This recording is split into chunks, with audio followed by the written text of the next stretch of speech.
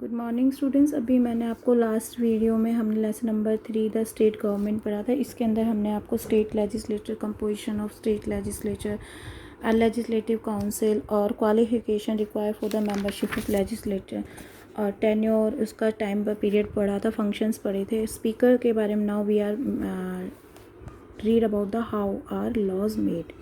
देखिए बेटा, जो लॉज हैं, जो कानून हैं, जो कुछ रूल्स नियम्स हैं, वो किस लिए और क्यों बनाए गए हैं। देखिए, the process of making laws is long and complicated. A law is presented before a state legislature. जो ये लॉ बनाने का जो प्रोसेस है, इट इज़ बेसिकली कॉम्प्लिकेटेड और लॉन्ग भी है। ये ऐसे नहीं है कि हमने लिख दिया और बन गया और हमने प्रस्तुत कर दिया। No, there is a process, वो हम यहाँ पे पढ़ेंगे। अ लॉ इज़ प्रेजेंटेड, जब भी कोई लॉ बनता है, it is presented before a state legislator in the form of bill. ये 2 टाइप के बिल्स होते हैं बेटा, ऑर्डिनरी बिल और मनी बिल। अब देखिए, ऑर्डिनरी बिल और मनी बिल क्या होते हैं। जो ऑर्डिनरी बिल्स होते हैं, they are deals in the general administrative issues, और जो मनी बिल्स होते हैं, they are deals with some form of expenditure, imposition of new taxes और abolitions of the existing taxes.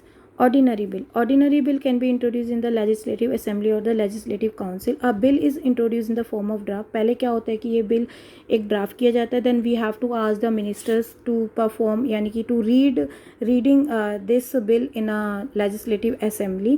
तो जब वो बिल पास हो जाता है, जब वो फर्स्ट रीडिंग हो जाती है, that is known as the first reading when we are drafting the bill और reading in front of the ministers.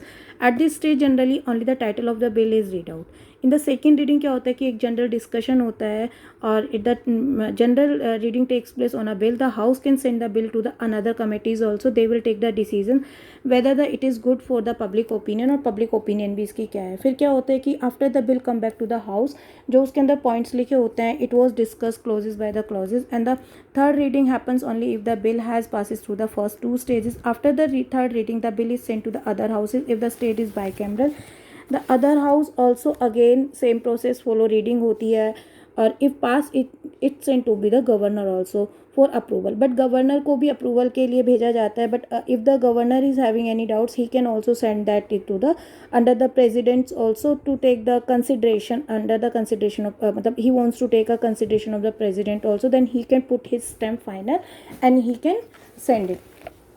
Now money bill क्या होता है। देखिए, Money bill can be the introduced in the Vidhan Sabha only after the bill is passed. It is to send the Vidhan Parishad for the recommendation. After the bill has been passed by the both houses, it has to be sent to the governor for his approval again. दोनों bill जो है, money bill और ordinary, both will be approved by the governor only. But एक process है, that process we have to follow it.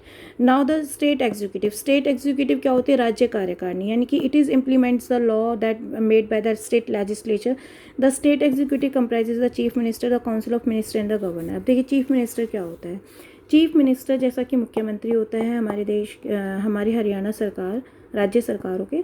The member of the ruling party elected leader from the Among Us themselves who become the chief minister. The chief minister is the most important member of the state executive. He she has many functions. इसके अलग अलग functions होते हैं, जैसे responsive working of the government in the state, किस तरीके से काम कर रही है, लीडर ऑफ काउंसिल्स को इलेक्ट करना है, मिनिस्टर्स को, other ministers of the state allocated their portfolio, क्या क्या काम करना है, presides over cabinet meeting, coordinate working of the various minister supply and the supervise the overall administration of the staff. Now council of ministers. देखिए, जब हमारी chief minister जो हमारे कुछ भी काम करते हैं, तो he she also put the some councils of ministers also, right. Chief Minister is assisted by the Council of Ministers which look after the administration of his state. The different ministers are in charge of various government department. जैसे कि जो ministers होते हैं, कौन कौन से होते हैं, जैसे home minister, power minister, finance minister, education minister, etcetera. The council is minister is collectively responsible. जो ही मिनिस्टर्स होते हैं, they are collectively responsible for their work and they have to report it. Right now, governor is also a very important person in the state executive. Every state in India has a governor who is appointed by the president, यानी कि governor को जो appoint करता है, who appoints president for a 5 years also. Governor are appointed in the state while the Lieutenant Governor are in charge of the Union Territories and the National Capital Territories of Delhi. The to become a governor, देखिए, जिस तरीके से chief ministers के लिए कुछ functions होते हैं, कुछ रिस्पॉन्सिबिलिटी होते हैं, कुछ क्राइटेरिया होते हैं, क्वालिफिकेशंस होते हैं, उसी तरीके से गवर्नर के लिए भी there are some qualification which he she should be need. सबसे पहले कि वो 35 ईयर्स का होना चाहिए, सिटीजन ऑफ इंडिया होना चाहिए, कोई क्राइम ना किया हो, कोई गवर्नमेंट से कोई प्रॉफिट मतलब कोई अंडर किसी जॉब में ना हो, ठीक है, ना फंक्शंस ऑफ द गवर्नमेंट। अब उसी तरीके से गवर्नमेंट के भी कुछ फंक्शंस होते हैं, जैसे जो गवर्नमेंट होती है appointed by the chief ministers in the council of minister, governor distribute the portfolio of the council of minister and advise them, and she also appointed the advocate general, जजेस of the district court etcetera, ठीक है। Governor summon the and session of the both houses, and governor inaugurate the state legislator after assembly, and the governor can return a bill to the state legislature for reconsideration. A bill passed by the state legislature can become a law. When the state legislature is not in session, the governor consider it necessary to pass law, and she can be the issue the ordinance. And ordinance act as a law. Ordinance क्या होता है? Ordinance act as a law long it is remain in the force. Money bill also can be introduced by the governor. Also, governor has the power to nominate certain members to the state legislative assembly. He should also nominate one member in the state legislative assembly also from the Anglo-Indian community. She feels they do not have enough representative, right? अब discriminatory powers क्या होती है? जो discriminatory powers होती हैं ये temporary powers होती हैं और ये किसी सर्कमस्टांसिस में ली जाती हैं which only governor can have.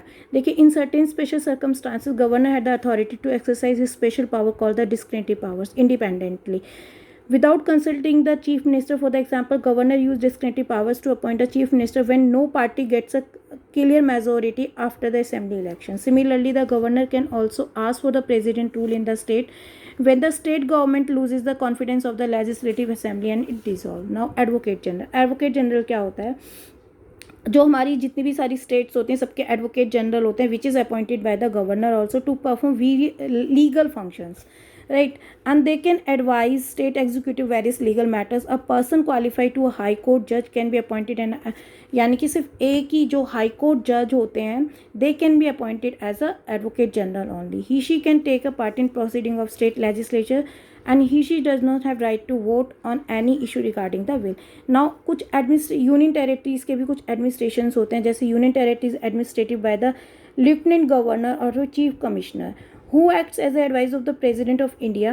He passes the law of the union territories and oversees in the administration. कुछ civil services भी होती हैं, देखिए, while the state legislature and the executive make laws, actual day-to-day administration of the state is carried out by a huge bureaucratic body called the civil services. Some of these officials are appointed by the Indian Administrative Service, while some are the directly recruited by the state level. कुछ जो होती हैं which is appointed by the Indian administrative and some are appointed recruit by the state level through state public service, that means state public service commission executive, right? The civil services in a state are headed by the chief secretary in charge of different department work under him. They are further assisted by the deputy secretary, joint secretary, under secretaries, directors, etc. In each district, the administration is headed by the district magistrate. District magistrate DM होता है, right beta? Now this is all about the chapter. Thank you for all.